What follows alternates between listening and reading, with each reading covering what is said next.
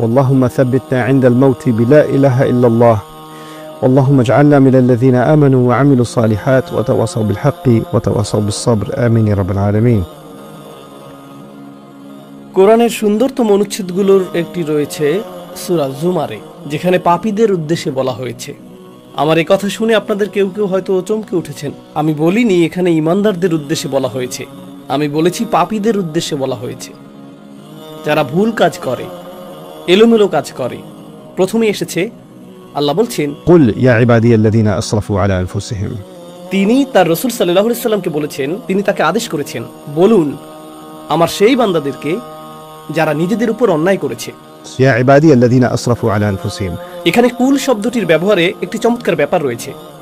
আল্লাহ সরাসরি বলতে পারতেন, يا عبادي الذين أسرفوا على أنفسهم. হে আমার বান্দারা যারা সীমালঙ্ঘন করে অনেক দূরে চলে গেছো এবং ভুল কোনো কাজ করেছো, যার দ্বারা নিজের ক্ষতিই করেছো, তারা কেবল নিজেদেরই ক্ষতি করেছে। তিনি তাদের সাথে এভাবে কথা বলতে পারতেন, কিন্তু তিনি এই আয়াতটি শুরু করেছেন রাসূল সাল্লাল্লাহু আলাইহি সাল্লামকে একটি আমর বা আদেশ দিয়ে। কুল يعني خاطبهم أنت يا نبي الله صلى الله عليه وسلم. কেন? কারণ আল্লাহ রাসূল সাল্লাল্লাহু আলাইহি সাল্লামের দায়িত্ব হলো পাপীদের স্মরণ করিয়ে দেয়া। সেই পাপীরা, এমনকি সেই পাপীদের উদ্দেশ্যেও আল্লাহ সরাসরি কথা বলছেন, আল্লাহ তাদের উদ্দেশ্যে সরাসরি কথা বলছেন। সুতরাং এখানে দুটি বিষয় ঘটছে। নবীজির কাজ হলো মানুষকে আল্লাহ ও তার দ্বীনের কথা স্মরণ করিয়ে দেওয়া এবং কিভাবে আল্লাহর কাছে ফিরে আসতে হয় তা জানানো, এবং আল্লাহ আমার ও আপনার কাছে কি চান তা জানানো। এটা করার বিভিন্ন উপায় রয়েছে। এটা করার সহজ একটি উপায় হতে পারে আপনাকে অপরাধ বোধে ভোগানো। তুমি এটা করেছো, তুমি সেটা করেছো, তুমি ওটা করেছো, তুমি জানো এই পাপের শাস্তি কি? জাহান্নাম। তুমি জানো এই পাপের শাস্তি এটা, তুমি জানো আল্লাহ তোমার সাথে কি করবেন, তুমি জানো বিচার দিবসে কি ঘটবে। এমন অনেক উপায় এটা করা যায়। আমি আগামী 20 মিনিট আপনাদেরকে এই খুতবা দিতে পারতাম এবং বারবার স্মরণ করিয়ে দিতে পারতাম যে সম্ভবত আপনাদের জান্নাতে যাওয়ার কোনো সম্ভাবনাই নেই। আমি তা করতে পারতাম, কিন্তু এই আয়াতে আমি নবীজি সাল্লাল্লাহু আলাইহি সাল্লাম এবং স্বয়ং আল্লাহর কাছ থেকে ভিন্ন কিছু শিখেছি। আল্লাহ তার রাসূল সাল্লাল্লাহু আলাইহি সাল্লামকে আদেশ করেছেন এমন লোকদের সাথে কথা বলতে যারা নিজেদের নিয়ে লজ্জিত, কারণ তারা পাপে নিমজ্জিত এবং তারা মনে করে আমি এতটাই খারাপ, আল্লাহ আমার সাথে কথাই বলবেন না, আল্লাহ কেনই বা আমাকে সম্বোধন করবেন। আল্লাহ তাদের উদ্দেশ্যে কথা বলেন যাদের তিনি ভালোবাসেন, যারা তার অনুগত। আল্লাহ তাদের উদ্দেশ্যে কথা বলেন যারা তার আদেশ পালন করে। আল্লাহ তাদের উদ্দেশ্যে কথা বলেন যারা হালালের উপর থাকে এবং হারামের দিকে যায় না। কিন্তু এই আয়াতে আল্লাহ কথা বলছেন আল্লাযীনা আসরাফু আলা আনফুসিহিম, আর এর চেয়ে উল্লেখযোগ্য বিষয় হলো এই আয়াতটি মক্কায় অবতীর্ণ হয়েছিল। সুতরাং এটি শরীয়তের বিধান আসার পরে আসেনি। এটা রাসূল সাল্লাল্লাহু আলাইহি সাল্লাম মদিনায় হিজরতের পরে নাজিল হয়নি, যখন আমাদের উপর রোজা ফরজ হয়েছিল এবং খাদ্যাভ্যাসের নিয়মকানুনগুলো আরো বেশি করে ব্যাখ্যা করা হয়েছিল। তাই আমরা সাধারণত যেগুলোকে হালাল ও হারাম বলে মনে করি তার বেশিরভাগই তখন ছিল না। এই আয়াতে আল্লাহ যাদের উদ্দেশ্যে কথা বলছেন তাদের মধ্যে এমন লোকও ছিল যারা চূড়ান্ত পাপে লিপ্ত ছিল, তারা এমনকি শিরকও করছিল, এমনকি মুশরিকরাও এর অন্তর্ভুক্ত, এমনকি তারাও। কারণ তারা সবাই আল্লাহর বান্দা, তারা তা উপলব্ধি করুক বা না করুক, তারা স্বীকার করুক বা না করুক, তারা তো আল্লাহরই বান্দা। আপনি হতে পারেন আল্লাহর একজন বিদ্রোহী বান্দা, যেমনটি এই আয়াতে ব্যাখ্যা করা হয়েছে। কারণ আল্লাহ যখন বলছেন হে আমার বান্দারা, স্বাভাবিকভাবেই আপনি ধরে নেন যে বান্দা হলো সে যে তার মালিকের আনুগত্য করে। তাই আপনি ভাবতে পারেন যে এখানে অনুগত বান্দাদের কথাই বলা হচ্ছে। তিনি বলেছেন يا عبادي الذين أسرفوا على أنفسهم. আমার সেই বান্দারা যারা নিজেদের উপর অন্যায় করেছে। এখানে আরো চমৎকার বিষয় হলো আল্লাহ বলেননি أسرفوا على ربكم على ربهم, অর্থাৎ তারা তাদের রব আল্লাহর বিরুদ্ধে অন্যায় করেছে বা সীমা লঙ্ঘন করেছে। তিনি তা বলেননি। তিনি বলেছেন এমনকি যখন তোমরা আল্লাহর অবাধ্য হও তখনও তোমরা আসলে শুধু নিজেদেরই ক্ষতি করো। তুমি আল্লাহর রাজত্ব থেকে কিছুই কেড়ে নাও না, তুমি কেবল নিজেরই ক্ষতি করো। সুতরাং এখানে তাৎপর্যপূর্ণ বিষয় হলো পাপীকে তিরস্কার করার পরিবর্তে প্রথমত স্বয়ং রাসূল সাল্লাল্লাহু আলাইহি সাল্লামকে আদেশ করা হয়েছে পাপীদের সম্বোধন করতে এবং স্মরণ করিয়ে দিতে, আমি শুধু তোমাদেরকে নিজের ক্ষতি করা বন্ধ করতে বলছি, আমি শুধু সেটাই করতে বলছি। الذين أسرفوا على أنفسهم. তো ধারাবাহিক এই আয়াতগুলো থেকে আমরা বেশ কয়েকটি নির্দেশনা লাভ করব এবং সেই প্রতিটি নির্দেশনার উদ্দেশ্য হলো আমাদেরকে নিজেদের ক্ষতি করা থেকে বিরত রাখা, আমাদেরকে নিজেদের উপর ইসরাফ করা থেকে, নিজেদের বিরুদ্ধে অনেক দূরে চলে যাওয়া থেকে বিরত রাখা। সামনে এগোনোর আগে চলুন ইসরাফ শব্দটি নিয়ে কথা বলি। আমি বারবার পাপী শব্দটি ব্যবহার করেছি, কিন্তু এই আয়াতগুলোর আলোকে তা আসলে সঠিক নয়। শব্দটি আযনাবু বা আখতাউ নয়, তাই না? और ارتكبوا السيئات فعبر سبحانه وتعالى عن الذنوب المرتكب الذنوب الذين أسرفوا على أنفسهم. إسراف على نفسه، الإسراف على نفسه. তাহলে আসরাফু আলা আনফুসিহিম এর অর্থ কি? আরবিতে ইসরাফ হলো আপনি যখন স্বাভাবিক মাত্রার উপরে চলে যান। যেমন ধরুন আপনি ইফতার করছেন আর আপনি যথেষ্ট ইফতার করতে পারেন যাতে ক্ষুধা নিবারণ হয়, কিন্তু আপনার ক্ষুধা না থাকা মানে এই না যে প্লেটে থাকা চিকেনের উপর আপনি আরো প্রতিশোধ নেবেন না। তাই আপনি আরো 6টি মুরগির রান নিলেন এবং বাকি ফ্রাইগুলোও নিলেন, অর্ধেক বোতল কেচাপ নিলেন, কারণ আপনার কাজিনও ফ্রাইয়ের দিকে তাকিয়ে আছে এবং সেগুলো তার হাতে যাওয়ার আগেই আপনাকে নিতে হবে। এভাবেই আপনি মুখে খাবার পুড়তে থাকেন, আপনার ক্ষুধা 10 মিনিট আগেই শেষ, কিন্তু আপনি এখনো খাচ্ছেন। এটাই ইসরাফ। আপনি প্রয়োজনের চেয়ে বেশি খাচ্ছেন, এটাই ইসরাফ। ইসরাফ অর্থ অতিরিক্ত, ইসরাফ অর্থ প্রয়োজনের অতিরিক্ত, যথাযথ পরিমাণের চেয়ে বেশি, রাইট? আল্লাহ প্রকৃতিকে এমনভাবে তৈরি করেছেন শুধু আধ্যাত্মিক বা ধর্মীয় অর্থে নয়, বরং ফিতরা বা স্বভাবগত ভাবেও আল্লাহ এমন ব্যবস্থাপনা তৈরি করেছেন যেখানে ইসরাফ সবসময়ই আপনার ক্ষতি করবে। অতিরিক্ত পানি পানেও আপনি মারা যেতে পারেন। অতিরিক্ত পানি একটি ভালো জিনিস, অতিরিক্ত পানি পান করার ক্ষতিকর দিকও রয়েছে। আপনার শরীরে চিনির প্রয়োজন, অতিরিক্ত চিনি সমস্যা তৈরি করে, অতিরিক্ত পরিমাণে যে কোনো কিছুই সমস্যা সৃষ্টি করে। অতিরিক্ত ঘুমও সমস্যার কারণ, অতিরিক্ত ব্যায়ামও সমস্যার কারণ। আল্লাহ যা কিছু তৈরি করেছেন সবকিছুকেই একটি সীমার মধ্যে থাকতে হয়, আর আপনি যদি সেই সীমা অতিক্রম করেন তখন কার ক্ষতি করেন? নিজেরই ক্ষতি করেন। সব কিছুতেই, জীবনের প্রতিটি ক্ষেত্রেই আপনি এবং আমি ইসরাফে লিপ্ত হতে পারি। কিন্তু কি ঘটে? মানুষ হিসেবে মাঝে মাঝে আমরা কিছু বিষয়ে ভালো করি বা অন্যান্য জিনিসের চেয়ে কিছু জিনিস বেশি উপভোগ করি। তাই যখন আমরা অন্য কিছুর চেয়ে একটি জিনিস বেশি উপভোগ করি সেটার উপর আমরা মনোযোগ দিতে থাকি। আর যখন আপনি একটি জিনিসের উপর খুব বেশি মনোযোগ দেন, স্পষ্টতই অন্য কিছুকে উপেক্ষা করেন, তাই না? সুতরাং আপনি একটি বিষয়ে ইসরাফ করেন এবং অন্য বিষয়ে তাফরিত করেন, তাই না? ইফরাত একটি জিনিস, তাফরিত আরেকটি জিনিস। আপনি একদিকে খুব বেশি চলে যান, অন্য কিছু বাদ পড়ে। আমি আমার অফিস ভালোবাসি, তো আপনি অফিসে যান, আপনার 3টায় বের হওয়ার কথা, আপনি বলেন না আমি আরো 30 মিনিট থাকবো, বন্ধুর সাথে আড্ডা দিব। 4টা, 5টা, 6টা, 7টা বেজে গেল, কারণ আপনি আপনার কাজ ভালোবাসেন, সেটা দারুণ। তবে এখন আপনার পরিবার ক্ষতিগ্রস্ত হচ্ছে, আপনি তাদেরকে কোনো সময় দিচ্ছেন না। আপনার বাবা মাকে ফোন করার সময় নেই, আপনার মসজিদে গিয়ে নামাজ পড়ার সময় নেই, আপনার আর কোরআন তেলাওয়াত করার সময় নেই, কারণ আপনি সমস্ত সময় ব্যবসাতে দিচ্ছেন, তাই না?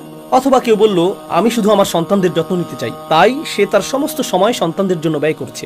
এখন যেহেতু তার সবটুকু সময় সন্তানদের সাথে কাটাচ্ছে, জীবন সঙ্গীর জন্য তার কোনো সময় নেই, বাবা মায়ের জন্য তার কোনো সময় নেই, ইবাদতের জন্য তার কোনো সময় নেই, তার সময় নেই। আপনি ইসরাফ করে ফেললেন। এমনকি ভালো কাজেও আপনি ইসরাফ করতে পারেন। এটা শুধু খারাপ কাজেই নয়, ভালো কাজেও প্রযোজ্য। তারপর এমন কিছু জিনিস রয়েছে যা আল্লাহ একটি নির্দিষ্ট উপায়ে জায়েজ করেছেন। যেমন যদি আপনি সঠিক পদ্ধতিতে করেন তাহলে এটা জায়েজ। নারী এবং পুরুষ একসাথে থাকতে পারে যদি তারা সঠিক উপায়ে তা করে। নারী এবং পুরুষের একসাথে থাকার ভুল উপায় রয়েছে, আবার সঠিক উপায় রয়েছে। এখন আপনি যদি সেই সীমাটি অতিক্রম করেন তাহলেও আপনি ইসরাফ করছেন। আপনি এমন সীমা লঙ্ঘন করছেন যা লঙ্ঘন করা উচিত নয়। সুতরাং সীমা লঙ্ঘনের বিভিন্ন ধরন রয়েছে। কখনো কখনো মানুষ সীমা অতিক্রম করে এবং তারা তা বুঝতে পারে না, এটি আরেকটি বিষয়। আমি মনে করি না যে আমি ভুল কিছু করেছি, এটি ছিল ছোট একটি পদক্ষেপ যা আরেকটি ছোট পদক্ষেপে নিয়ে গেছে, এবং আপনি কিছু বোঝার আগেই হায় আমি তো অনেক আগেই সীমা অতিক্রম করে ফেলেছি আর বিপজ্জনক এলাকার অনেক দূরে চলে এসেছি, আমি এখন নিষিদ্ধ এলাকায় বহু দূরে চলে গেছি। আপনি অনেক দূরে চলে গেছেন আর এখন আপনি বলছেন হায় আমি এলোমেলো করে ফেলেছি, কিভাবে আমি ফিরে আসব, অনেক দূরে চলে এসেছি। মজার একটা বিষয় আমেরিকার অর্থনীতিতে দেখা গিয়েছিল। যখন কয়েক বছর আগে সাবপ্রাইম মর্টগেজ সংকট হয়েছিল, তখন বলা হচ্ছিল ব্যাংকগুলো এতটাই বড় যে তা ব্যর্থ হতে পারে না, অথবা গাড়ি কোম্পানিগুলো এতটাই বড় যে ব্যর্থ হতে পারে না। অর্থাৎ তাদের ব্যর্থতা এতটাই বড় যে নিরুপায় হয়ে তা মেনে নিতে হবে, এর থেকে ফিরে আসার আর কোনো উপায় নেই। তাই আসো এই ফুটো বালতিতে আরো টাকা ঢালি, তাই না? আপনি ভাবেন তওবা করার তুলনায় আমি অনেক বেশি পাপী, আমি ফিরতে পারবো না, সংশোধন করা সম্ভব না, এখন আমার কেবল পতনই হবে, আমার অনেক দেরি হয়ে গেছে। এটা আসলে এক ধরনের হতাশার মানসিকতা। তো আল্লাহ আমাকে এবং আপনাকে নিজেদের ক্ষতি করা থেকে রক্ষা করার জন্য প্রথম যে কথাটি বলেছেন, লা তাকনাতু মির রাহমাতিল্লাহ, আল্লাহর পক্ষ থেকে আসা ভালোবাসা ও যত্ন থেকে আশাহত হও না। আল্লাহ এখনো আপনাকে ভালোবাসেন, আল্লাহ এখনো আপনার প্রতি যত্নশীল। আমি রহমার অনুবাদে দয়া শব্দটি ব্যবহার করিনি, আমি ইচ্ছাকৃতভাবে ভালোবাসা ও যত্ন ব্যবহার করেছি। আমি এই খুতবাতে তা ব্যাখ্যা করতে চাই। আমি অন্যত্রও এটা বলেছি, কিন্তু এই বিষয়ে আশা হারাবেন না যে আল্লাহ এখনো আপনাকে ভালোবাসেন এবং আল্লাহ এখনো আপনার প্রতি যত্নশীল। ইন্নাল্লাহা ইয়াগফিরুয যুনুবা জামিআ, কোনো সন্দেহ নেই আল্লাহ সমস্ত পাপকে একসাথে ক্ষমা করে দেবেন, এর সবগুলো তিনি সবকিছু মুছে দেবেন, সবকিছু ঢেকে দেবেন। ইন্নাল্লাহা ইয়াগফিরুয যুনুবা জামিআ ইন্নাহু হুয়াল গফুরুর রহিম। কিভাবে তিনি তা করতে পারেন? আল্লাহ বলেছেন এর কারণ একমাত্র তিনি ভুল ত্রুটির অতিশয় মার্জনাকারী এবং তিনি সর্বদা প্রেমময় ও যত্নশীল। এটাই প্রথম চিকিৎসা যা আমার প্রয়োজন। দ্বিতীয়টি, আর এই সব কিছু আমি আপনাদের সাথে শেয়ার করছি কারণ আমরা মনে করি রমজান মাস হলো আল্লাহর কাছে প্রত্যাবর্তনের মাস, তাই না? আর রমজানের 2/3 চলে গিয়েছে। এখন আপনাদের অনেকেই ভাবছেন, হাই, রমজানে তো আমি কিছুই করিনি। এত বড় একটা সুযোগ ছিল, রমজানের প্রস্তুতি নিয়ে, রমজানকে সর্বোচ্চ কাজে লাগানো নিয়ে এত আলোচনা হলো, এখন 20টিরও বেশি রোজা চলে গেল, আমি কিছুই করতে পারিনি।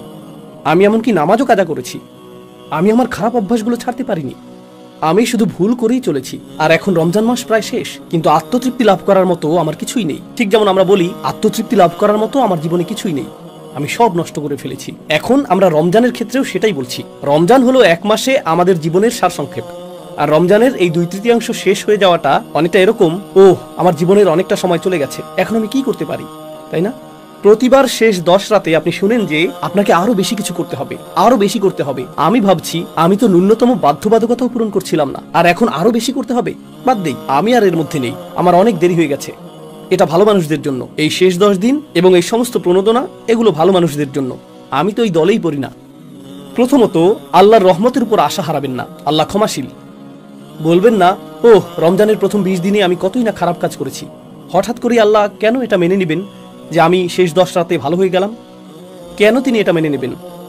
এটা ঠিক যেন আমাদের জীবনের শেষে অবস্থা। আমরা যদি জীবনের বেশিরভাগ অংশ পাপে কাটিয়েও থাকি, আল্লাহ তবুও আমাদের সব কিছু পরিবর্তন করার, ফিরে আসার একটি সুযোগ দিচ্ছেন। তারপর তিনি বলেছেন, দ্বিতীয় বিষয়টি হলো وأنيبوا إلى ربكم। সর্বান্তকরণে ফিরে আসো। الإنابة العودة إلى الله قلبا। যখন আপনি অন্তর দিয়ে আল্লাহর দিকে ফিরে আসেন, একেই বলা হয় ইনাবাহ। অন্তর থেকে আপনার প্রভুর কাছে ফিরে আসুন। এটা গুরুত্বপূর্ণ, তার কারণ এর মানে আপনি বাকি সবার কথা শোনা বন্ধ করুন। তার কথা শোনা বন্ধ করুন যে বলে তুমি কখনো ভালো হবে না, আল্লাহ তোমাকে কখনো ক্ষমা করবেন না। আপনার জীবনে এমন লোক আছে যারা এমন কথা বলে থাকে, আল্লাহ তোমাকে কখনো ক্ষমা করবেন না। এমন মানুষ আছে যাদেরকে আপনি দেখেন এবং বলেন, আরে ওই ব্যক্তি আল্লাহর কতই না নিকটবর্তী, আর আমি যখন নিজেকে তার সাথে তুলনা করি, নিজেকে খারাপ মানুষ মনে হয়, কারণ উনি আসলে একজন ভালো মানুষ। তার সাথে আমার তুলনা হয় না, তার সাথে আমার তুলনা হয় না, তাই না? তো তারা আপনাকে ছোট না করলেও আপনি তাদের সব ভালো কাজ করতে দেখেন আর নিজের দিকে তাকিয়ে বলেন, এসব করে লাভ কি? আমি কখনোই ওই ব্যক্তির পর্যায়ে পৌঁছতে পারবো না। কোনো একজন এসে বলল, মাশাআল্লাহ, আলহামদুলিল্লাহ, আমি এই মাসে দ্বিতীয়বারের মতো কোরআন খতম করলাম, আর আপনার অবস্থা এমন, আমি তো ফাতিহাও পড়িনি। কিন্তু আপনি তা আর বলেন না। আপনি এমন যে আমি কখনোই এই মানুষগুলোর নাগাল পাবো না, এই লোকেরাই জান্নাতে যাবে।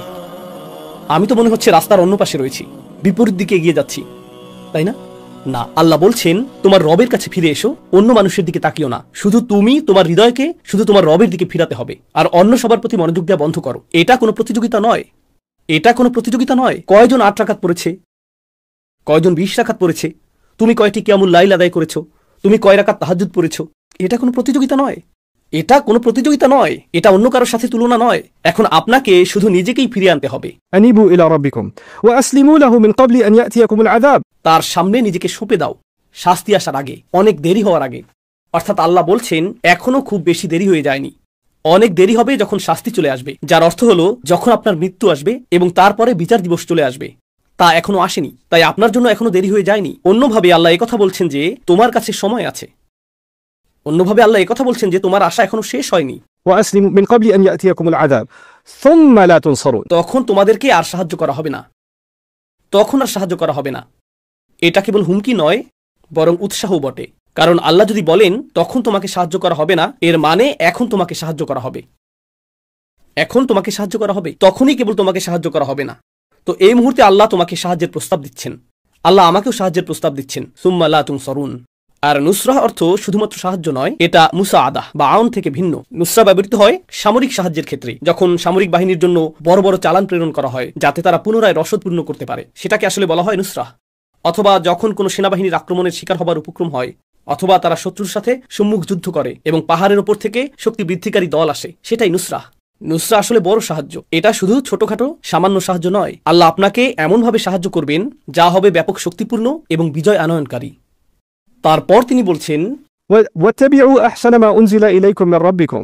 তোমাদেরকে প্রদত্ত সবচেয়ে সুন্দর বিষয়টির অনুসরণ করো যা পাঠানো হয়েছে তোমাদের রবের পক্ষ থেকে। এখানে বলার মতো আরো অনেক কিছুই আছে, আমি সেগুলোর উপর বেশি মনোযোগ দিব না। এর সবচেয়ে সহজ অর্থ হলো আল্লাহ যা নাজিল করেছেন তার মধ্যে সর্বোত্তম হলো স্বয়ং কুরআন। يعني واتبعوا القرآن أحسن ما أنزل إليكم يعني أحسن مما سبق من التنزيل من معانيها। এই আয়াতের একটি অন্যতম অর্থ হলো নাজিলকৃত সমস্ত বিষয়ের মধ্যে সবচেয়ে সেরা হলো আল্লাহর বাণী, সুতরাং এটা অনুসরণ করো। এর অন্যান্য আরও অর্থ রয়েছে, কিন্তু আপনাদের বিদায় দেওয়ার আগে আমি আসলে এই শেষ অংশটির উপর মনোযোগ দিতে চাই। তিনি বলছেন, এটা করো। তোমাদের সাধ্যের মধ্যে সর্বোত্তম উপায়ে এর অনুসরণ করো। আল্লাহর নাজিল করার সবচেয়ে সুন্দর জিনিসটির অনুসরণ করো। কারণ কিছু লোক বলে, ও ইসলাম এত কঠিন, এত বেশি নিয়ম কানুন, এটা অনেক জটিল, আমি জানি না কি করতে হবে, আমি জানি না কেন এত খুঁটিনাটি বিষয় রয়েছে। কিন্তু আল্লাহ বলছেন না, এটা আসলে সুন্দর এবং সরল। এমন কারো কথা ভাবুন যে মক্কায় এই আয়াতটি শুনেছিল। ধর্মে তাদের জন্য তখন কি কি জটিলতা ছিল? তারা যখন সূরা জুমার শুনেছিল তখন কি জটিলতা ছিল? ধর্মের মধ্যে কাঠিন্য কোথায় ছিল? এটি ছিল সহজ সরল একটি বার্তা, এটি ছিল সুন্দর ও দ্ব্যর্থহীন। শুধু এটুকুই। আল্লাহর বাণীর দিকে ফিরে আসুন এবং আপনি এই ধর্মের সৌন্দর্য এবং দ্ব্যর্থহীনতা খুঁজে পাবেন। এটাই যথেষ্ট। কিন্তু এরপর আল্লাহ বলেন, হঠাৎ শাস্তি তোমাদের উপর এমনভাবে চলে আসবে যা তোমরা টেরও পাবে না। অর্থাৎ এটা মনে করো না যে তোমার হাতে অনেক সময় আছে। কর্মতৎপরতার একটি অনুভূতি তৈরি করো, কর্মতৎপরতার একটা অনুভূতি পোষণ করো। পরিস্থিতি পাল্টে দেওয়ার সামর্থ্য তোমার আছে, তোমার হতাশ হওয়া উচিত না। কিন্তু অলসতা করো না, তোমার হাতে বেশি সময় নেই। রমজানের এই শেষ 10 রাত বা তার চেয়েও কম সময় যা আমাদের আছে, এটা আমাদেরকে এক প্রকার স্মরণ করিয়ে দেয় যে আমাদের হাতে সময় বেশি নেই।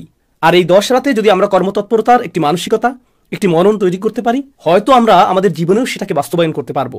এই ধরনের মানসিকতা তৈরি করা যে আমার হাতে খুব বেশি সময় নেই, আমার হাতে যে সময় আছে আমাকে তার সর্বোত্তম ব্যবহার করতে হবে।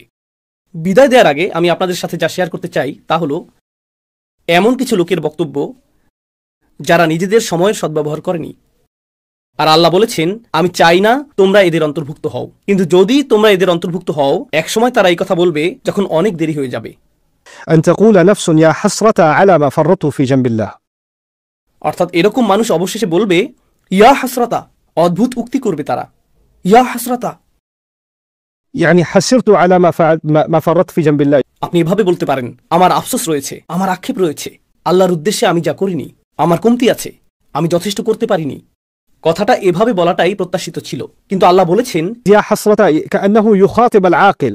আরবি ভাষায় এটাকে বলা হয় استعارة مكنية. সহজ ভাষায় এর অর্থ হলো সে বলবে, ও আমার আফসোস। বাংলাতে এটা বোধগম্য অর্থ প্রদান করে না, ও আমার আফসোস। আপনি যখন ডাকেন, আপনি কোনো বস্তুকে ডাকেন না। আফসোস হলো একটি বস্তু, একটি অনুভূতি। আপনি একজন মানুষকে ডাকেন, আপনি একজন মানুষকে ডাকেন। এই আয়াতে আপনি একটি অনুভূতিকে ডাকছেন। আর সেই অনুভূতিটা কি? আমার আফসোস, আমার আক্ষেপ। আল্লাহ বলছেন, তোমার ভেতরে যেন আরেকটি মানুষ বাস করে, যে তোমার ভেতরেই থাকে, যার সাথে তুমি সারাক্ষণ কথা বলো। আর তোমার ভেতরের সেই সত্তাটি যেন তোমারই আরেকটি অংশ, যে শুধু আক্ষেপই প্রকাশ করে। আমি এত ভুল করেছি, ওহ আমি এটা করেছি, ওহ আমি ওটা করিনি। অনুচ্ছেদটি শুরু হয়েছিল হতাশাগ্রস্ত মানুষের কথা দিয়ে, আর এখন কিয়ামতের দিন, ওহ আমি ভুল করেছি, আমি আরো অনেক কিছু করতে পারতাম। এমন মানুষ আছে যারা প্রতিদিন অতীত নিয়ে ভাবে, প্রতিদিন তারা হতাশাগ্রস্ত। আমি জানি না কেন আমার সাথে এটা ঘটলো বা সেটা ঘটলো। তারা আজ এই কথা বলছে, আগামীকাল এই কথা বলবে, তার পরের দিন, দিনের পর দিন তারা একই কথা বলবে। 10 বছর চলে যায়, তারা অতীতের কথাই বলতে থাকে। আর তারপর 10 বছর পরে পেছনে তাকিয়ে তারা বলে, আমি 10 বছর নষ্ট করেছি। এটাই তারা বলে, على ما فرطت في جنب الله. يا حسرة على ما. তারা তাদের আক্ষেপের সাথে কথা বলছে, তারা তাদের ভেতরের আক্ষেপের সাথে ক্রমাগত কথোপকথন চালাচ্ছে। তারা অন্য কারোর সাথে কথা বলতে চায় না। আপনি যদি আপনার আক্ষেপের সাথে কথা বলেন, আপনি আল্লাহর সাথে কথা বলতে পারবেন না। আপনাকে বেছে নিতে হবে আপনি কার সাথে কথোপকথন করতে চান। কথোপকথনের জন্য আল্লাহ আপনাকে বেছে নিতে চান, আর আপনি কথোপকথনের জন্য নিজের আক্ষেপকে বেছে নিচ্ছেন। থামুন, কারণ আপনি যদি নিজের মন না বদলান, একটা সময় আসবে যখন চিরকাল আপনাকে সেই কথোপকথনই চালিয়ে যেতে হবে। আল্লাহ আমাকে এবং আপনাকে এর থেকে হেফাজত করুন। না হলে আমাদেরকে চিরকাল শুধু আমাদের আক্ষেপের সাথে এভাবে কথা বলতে হবে, على ما فرطت في جنب الله. কত বিষয় আমি কমতি করেছি। তাফরিদ অর্থ আমি আরো করতে পারতাম, কিন্তু আমি ন্যূনতমটুকু পূরণ করিনি, আমি যথেষ্ট করিনি। অর্থাৎ আল্লাহ এটাও বলছেন না যে সবচেয়ে ভালো সর্বোত্তমটা করো এবং শ্রেষ্ঠত্ব অর্জন করো। না না না, শুধু তাফরিদ করো না। তাফরিদ হলো যখন ন্যূনতম একটি সীমা থাকে, যেমন স্কুলে পাশ করার ন্যূনতম নাম্বার থাকে, তাই না? ন্যূনতম পাস নাম্বার ধরি এটা 33, সেক্ষেত্রে আপনি যদি 32 পান, সেটাই তাফরিদ, তাই না? যদি তা অতিক্রম করেন, পরীক্ষায় পাশ করেন, আপনি নিরাপদ। আমি তো সহজেই পার হতে পারতাম, এটা কঠিন ছিল না, আমার কাছে তো খুব বেশি চাওয়া হয়নি। তাই সে বলবে, কেন আমি তা করলাম না? وإن كنت لمن الساخرين. আর আমি আল্লাহর সাথে এমনটা করেছি, ফি জাম্বিল্লাহ, এটাও বিস্ময়কর বাক্যাংশ। আমি এমনটা করেছি যখন আল্লাহ আমার পাশেই ছিলেন। অর্থাৎ আল্লাহ আমাকে উৎসাহ দিতে পাশে ছিলেন, আল্লাহ আমাকে সাহায্য করতে পাশে ছিলেন। আল্লাহ কখনো আমাকে ছেড়ে দেননি, আমি আল্লাহকে ছেড়ে দিয়েছি। আমি ছেড়ে দিয়েছি, তিনি ছাড়েননি। তিনি সর্বদা আমার পাশে ছিলেন, ফি জাম্বিল্লাহ, ঠিক আমার পাশেই ছিলেন। জাম শব্দটি আসলে প্রতিবেশী বোঝাতে ব্যবহৃত হয়, والصاحب بالجنب في القرآن مثلا. তাই না? আল্লাহ ঠিক আমার পাশেই ছিলেন, কিন্তু আমি গুরুত্ব দিইনি, আমি কোনো পদক্ষেপ নিইনি। সেই সীমারেখা অতিক্রম না করে নিরাপদে থাকতে যা কিছু দরকার ছিল আল্লাহ সব দিয়েছিলেন, আমি শুধু পদক্ষেপ নিইনি, তাই না? আর অবশেষে সে বলবে ওয়া ইন কুনতু লামিনা সাখিরিন, আর আমি তাদের অন্তর্ভুক্ত ছিলাম যারা তুচ্ছ করে, যারা উপহাস করে। আমি সব কিছুকে হাসি ঠাট্টায় পরিণত করেছিলাম, আমি কোনো কিছুকেই গুরুত্ব দেইনি। তো একদিকে রয়েছে হতাশা, আর আপনি নিজের আক্ষেপের সাথে কথা বলছেন। আবার অন্যদিকে যখন হতাশা না থাকে, আপনি এমন বিষয়ে হাসি ঠাট্টা করছেন যেগুলো নিয়ে হাসি ঠাট্টা করা উচিত না।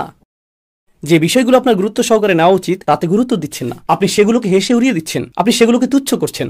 সুখরিয়া শব্দটি আরবিতে যে ক্রিয়া থেকে এসেছে তা বশীভূত করা অর্থে ব্যবহৃত হয়। যখন আপনি কোনো পশুকে বশ করেন সেটা তাসখীর আদ-দাব্বা, তাই না?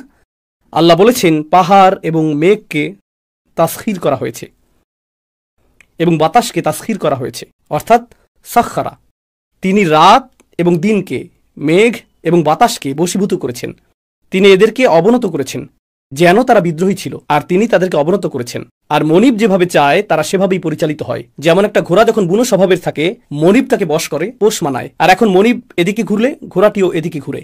ঘোড়া যখন একরোখা থাকে, কাছে গেলে সে আপনার মুখে লাথি মারবে। আপনি যদি পেছনে যান, সে পেছনের পা দিয়ে আপনাকে লাথি মারবে, সে আপনাকে ধাক্কা দিবে, সে আপনার বিরুদ্ধে বিদ্রোহ করবে। কিন্তু একবার সে পোষ মানার পর আপনি যদি ঘোড়া সম্পর্কে জেনে থাকেন, চলার সময় তখন আপনার লাগাম টানারও দরকার পড়বে না।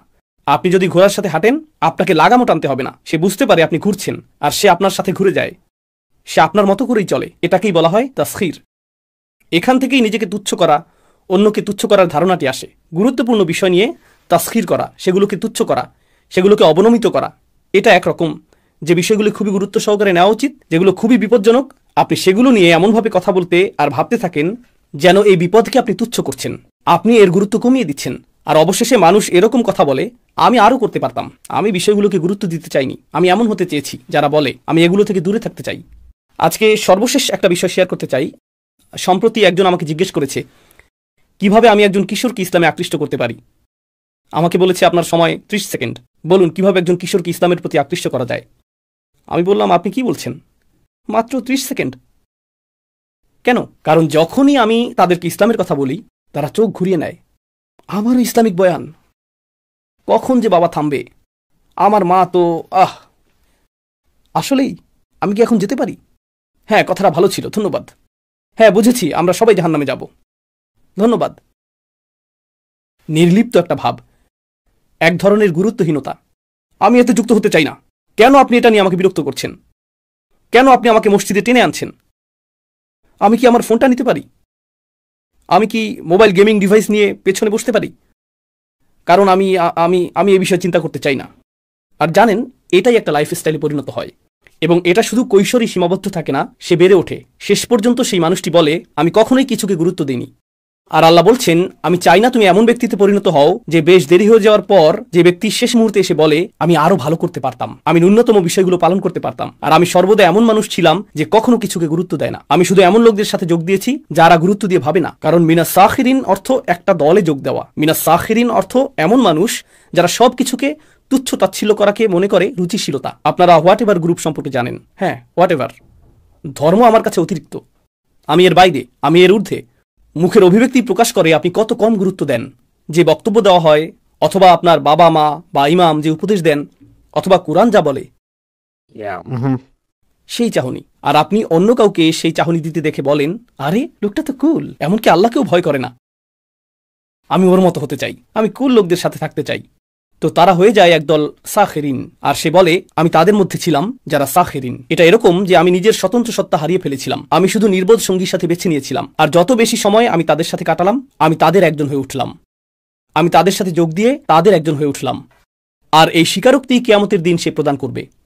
আল্লাহ আমাদেরকে এরকম হওয়া থেকে হেফাজত করুন। আল্লাহ আমাদের সন্তানদেরকেও এরকম হওয়া থেকে হেফাজত করুন।